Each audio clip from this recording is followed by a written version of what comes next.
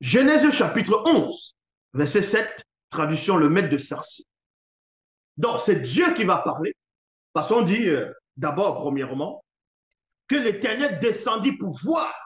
Mais avant de descendre, il va se passer quelque chose. Parce que dans Genèse 11, verset 5, c'est un résumé. C'est un résumé. Tandis que Genèse 11, verset 7, on vous explique ce qui s'est passé dans Genèse, verset 5. Est-ce que vous comprenez? Parce que Genèse 11, 5 vous dit que l'Éternel est descendu pour voir la ville et la tour que bâtissaient les fils des hommes. Tandis que dans le verset 7, on vous dit, dans la traduction Pierre Guiguet, allons, virgule. Donc avant de descendre, Dieu va s'adresser à quelqu'un. Dieu va s'adresser à plusieurs personnes, pas à une seule personne. Parce que si on disait une seule personne, les gens allaient dire, ah oui, il s'adressait à Jésus. N'importe quoi. Traduction Pierre Guiguet, il est dit, allons, virgule. Et étant descendu, virgule, allons. Vous n'avez pas besoin de maîtriser le français pour savoir que si on dit, si quelqu'un dit allons, il s'adresse forcément à quelqu'un. Mais on va vous démontrer ici qu'il ne s'adressait pas à une seule personne. Il s'adressait à plusieurs personnes. Donc Dieu n'est pas seul, comme lui. Il n'est pas unique, comme on veut vous faire croire dans d'autres passages. Allons, virgule, et étant descendu, confondons ici le langage de telle sorte que nul n'entende plus la parole de son voisin. Genèse chapitre 11, verset 8 à 9. Traduction du monde nouveau. Il est dit ici. Mais avant d'aller dans la traduction du monde nouveau, on va quand même aller dans la traduction le maître de Sarcy. Il est dit, venez donc, virgule. Vous voyez, il y avait cet esprit-là qui vous séduit. Il n'a pas voulu que je lise. Traduction Pierre Guiguet. Mais vu qu'il ne fait pas le poids, je lis cela. Dans Genèse 11, verset 7, il est dit, allons, virgule. Alors, venez donc, virgule, descendons en ce lieu, il y a virgule. Et confondons-y tellement le langage qui ne s'entendent plus les uns les autres. Donc, Dieu ne s'adresse pas à une seule personne, il s'adresse à plusieurs personnes. Et il a besoin d'aide, il ne peut pas aller agir tout seul. Vous pouvez dire blasphème, je suis la sanctification du blasphème, que ça vous inquiète. Donc, il dit, venez donc, virgule, descendons en ce lieu. Parce que Dieu a besoin de descendre. Parce qu'il est quelque part. Il est dans un endroit. Il est contenu dans un endroit. Or, on vous dit, Salomon vous dit, voici les cieux et des cieux ne peuvent te contenir. Combien de plus la maison bâtie par la main d'homme. Tandis que Jésus, il apprend à ses apôtres à prier en disant, quand il faut prier, il faut dire notre Père qui est dans les cieux. Dans d'autres versions, notre Père qui est dans le ciel. Vous voyez? Dans le Père de Jésus habite dans le ciel. Or, tandis que le Dieu de Salomon, Salomon dit, rien ne le contient. Mais il faut savoir, soit Salomon est en accord avec Jésus, il faut savoir. Donc Dieu dit ici, venez donc, descendons en ce lieu et confondons-y tellement les langages qu'ils n'entendent plus les uns les autres. Dans la Genèse chapitre 11, verset 8 à 9, traduction de mon nouveau, il dit, Jéhovah les dispersa donc de là, sur toute la face de la terre, et il cessait finalement de bâtir la ville. Il cessait finalement de bâtir. Ça veut dire qu'il n'avait pas fini de bâtir.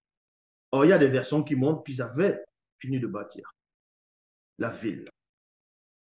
Voilà pourquoi la ville fut appelée Babel. Car c'est là que Jéhovah mis la confusion dans le langage des habitants de la terre. Il y a virgule ici. La question de savoir, on vous apprend Où est la logique là-dedans? Il y a un groupe de personnes, une multitude de personnes qui viennent dans un territoire, dans une ville, à Chinéar. Ils vont trouver une grande plaine. Ils vont s'y installer. Ils vont décider de bâtir des villes, une grande ville, une grande tour. On bâtit la ville comment? Ils sont arrivés dans une plaine.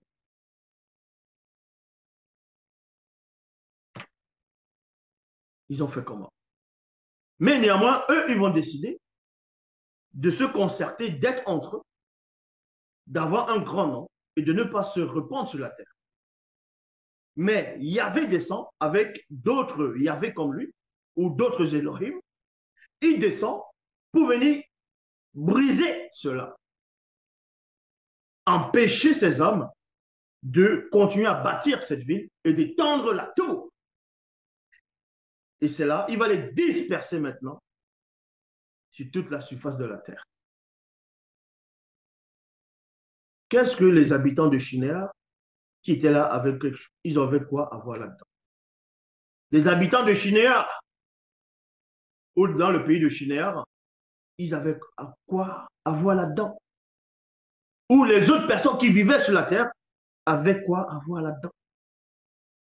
Dans les histoires des autres qui ont décidé, eux, de bâtir la tour, de bâtir la ville. Donc, si ça, c'est un châtiment, pourquoi on va châtier les autres? Ou bien, les pauvres arrivistes vont dire, vont employer un raisonnement qui ne tient pas, digne du Moyen-Âge, avec le cerveau primitif, dépourvu de spiritualité, que non, en gros, que les gens qui sont venus à Chinéa, qui ont trouvé la plaine, c'était tous les habitants de la terre qui sont venus. Ah, donc tous les habitants de la terre peuvent contenir dans un seul pays? Non, mais vous êtes fort quand même. Hein? Tous les habitants de la terre à cette époque, et la terre était même plus vaste encore que maintenant, pouvaient contenir une seule plaine, puisqu'on parle de la plaine.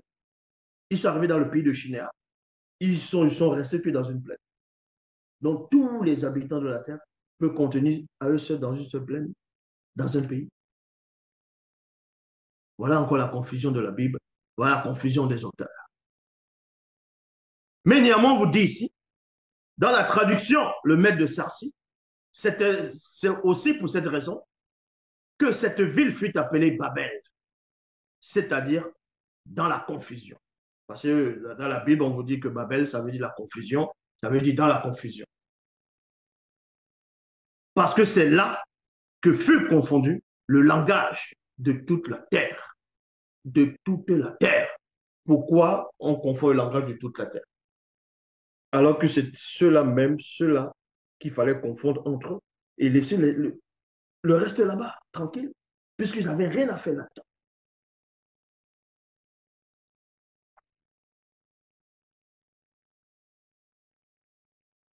À cause de cela, se fut appelé Babel, entre parenthèses, confusion, ça c'est dans la traduction Pierre Guiguet, parce que là, le Seigneur confondit les langages, les langues plutôt.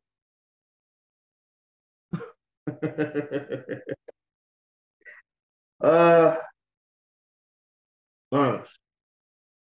Quand les gens viennent écrire des torchons, ils ne réfléchissaient pas en fait. Ils étaient pressés de rédiger des choses pour dominer des gens qui étaient moins intelligents qu'eux. Auxquels, parce que ce sont des personnes. Quand on va dans la traduction, écoutez attentivement. Quand on va dans la traduction Pierre Guiguette, il est dit, dans Genèse 11, verset 9, à cause de cela, ce lieu fut appelé Babel, entre parenthèses, confusion. Il y a virgule.